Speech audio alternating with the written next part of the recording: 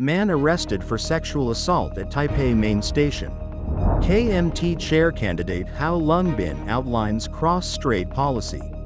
VP Hsiao praises machine tool industry as key to Taiwan's growth. Madagascar president flees amid military rebellion. Trump, Mideast leaders sign historic peace declaration.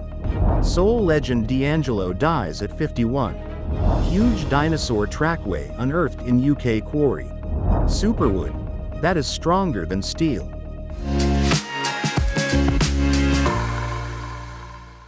Hello everyone, I'm Hsiao. Thank you for joining us on FUNDAY News. It is Wednesday, October 15th, Global Hand Washing Day, and here are our top stories. And for today's Taiwan news, during Taiwan's National Day holiday, a shocking sexual assault occurred at Taipei main station. A man allegedly dragged an intoxicated woman to a wall near the main hall and assaulted her in public for about 10 minutes. Bystanders alerted police, who later tracked down and arrested the suspect. With 4 days left before the KMT chair election, candidate Ḥao Longbin unveiled 5 cross-strait proposals, including holding a major policy debate and establishing party offices in Shanghai and Beijing. He urged China to pledge no independence, no force, and to acknowledge the Republic of China's existence. Vice President蕭美琴said Taiwan's machine tool industry, known as the mother of industry, is vital for sustainable growth and transformation. Speaking at the Industry Association's meeting in Taichung, she emphasized unity, innovation, and resilience as Taiwan strengthens its role in global supply chains. And in global news, Madagascar's political crisis has deepened after President Andry Rajoelina fled the country, saying he feared for his life following a military rebellion. His late-night video address appeared on social media instead of national TV after soldiers reportedly tried to seize the state broadcaster. The unrest comes amid weeks of Gen Z-led protests against corruption and poverty, which escalated dramatically when an elite army unit defected and demanded the president's resignation, raising fears of full-blown coup. In his first public comments since the rebellion, President Rajoelina said he was forced to seek safety but stopped short of announcing his resignation. He called for dialogue and urged respect for the Constitution while accusing opponents of an illegal power grab. His exact whereabouts remain unknown, though reports suggest he may have left aboard a French military plane. France's foreign ministry declined to comment. The 51-year-old leader, who first rose to power in 2009 and returned in 2023, now faces his gravest political challenge yet as protesters demand systemic change and accountability. The White House has released the full text of the Trump Declaration of Enduring Peace and Prosperity signed in Egypt by U.S. President Donald Trump and the leaders of Egypt, Qatar, and Turkey.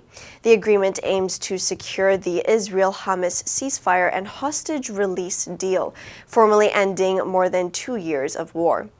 The four nations hailed the declaration as a historic step toward stability in the Middle East and a shared vision of peace, security, and prosperity for all. According to the declaration, the leaders pledged to resolve future disputes through diplomacy rather than force, warning that the region must not fall back into cycles of war or failed negotiations.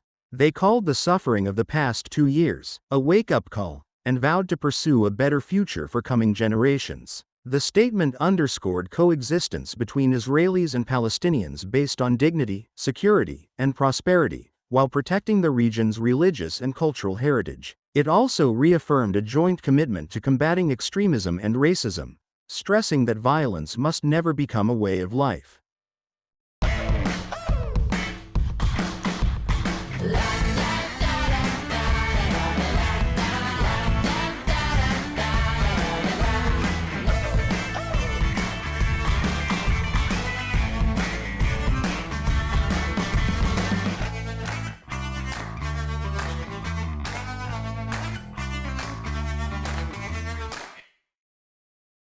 Award-winning R&B and soul icon D'Angelo has died at the age of 51 following a battle with cancer. His family confirmed the news, calling him the shining star of our family and urging fans to celebrate the music he left behind.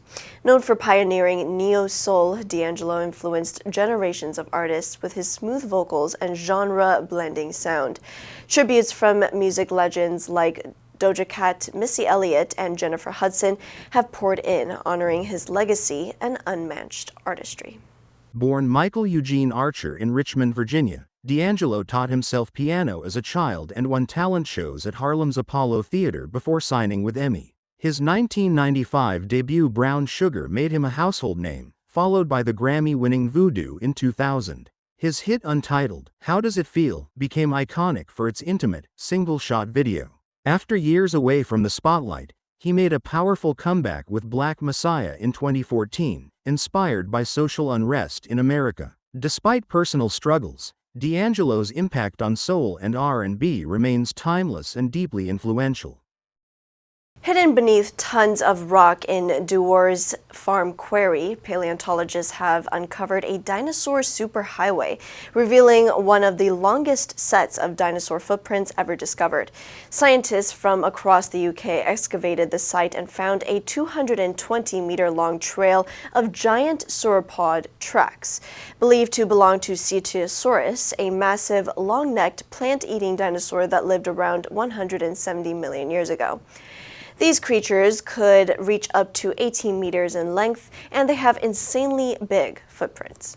Earlier discoveries at the quarry revealed about 200 footprints, but this latest find expands the known trackways even further, making it one of the longest continuous examples in the world. Unlike fossils, these tracks capture living motion, providing rare behavioral evidence of how dinosaurs walked and interacted. Using 3D modeling, Professor Peter Falkingham recreated the movement of the sauropods that made the tracks. As more of the quarry is excavated, scientists expect to uncover additional pathways, echoes of a lost world preserved in stone, where modern researchers literally walk in the footsteps of dinosaurs.